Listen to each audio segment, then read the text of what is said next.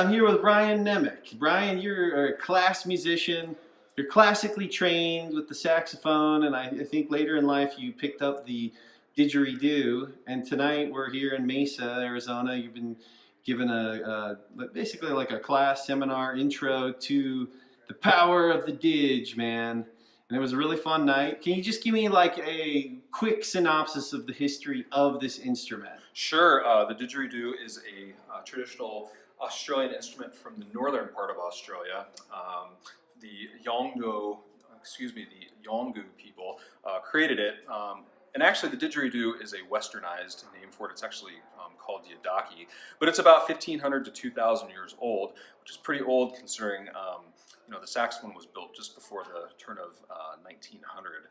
So pretty old instrument. It's just a hollow piece of wood. This is actually an agave one, but traditionally didgeridoos or yidaki are made from eucalyptus wood. And as the eucalyptus tree is growing in Australia, the termites eat the middle of it, and then the the Aboriginal people go out.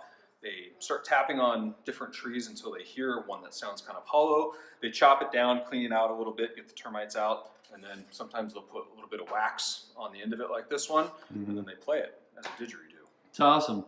Yeah, and I'm a big fan of like Xavier Rudd, and he has a lot of didge playing in it. And when you watch those didgeridoo players play, it's crazy how long that they can just keep holding this continuous sound. So what is the magic secret, this famous breathing technique that everyone talks about when it comes to the didgeridoo? Sure. So that is called circular breathing, and basically what we do is as we're blowing air out from our mouth, eventually we start to run out of air. And so what we do is we puff our cheeks out a little bit, and then instead of blowing air out, we're actually squeezing air out with our tongue and our cheeks.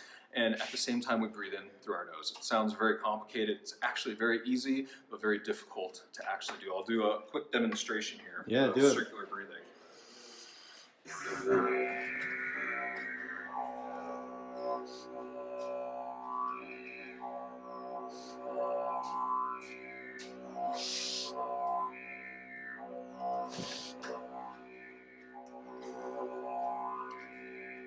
And so once you have this technique down, you can play this for as long as you want. Half hour, 2 hours if you really wanted to. It's awesome. In tonight's presentation, you had two quotes in your the little flyer that you gave to everybody, and it said, "The didgeridoo is designed to instantly focus on self-improvement. It immediately clears the mind of monkey chatter so that the thought planted in calm will take root. The Aborigines use it for enlightenment and elevating consciousness. I call it an accelerator into deep, clear, focused states of consciousness." Why did you put those quotes specifically in there? And is the didgeridoo a more than just a musical instrument? Oh, absolutely. Whether you're playing this thing or whether you're listening to it, it has such a meditative quality to it. If we're playing it, we're really focusing on our breathing. We're focusing on making a proper sound.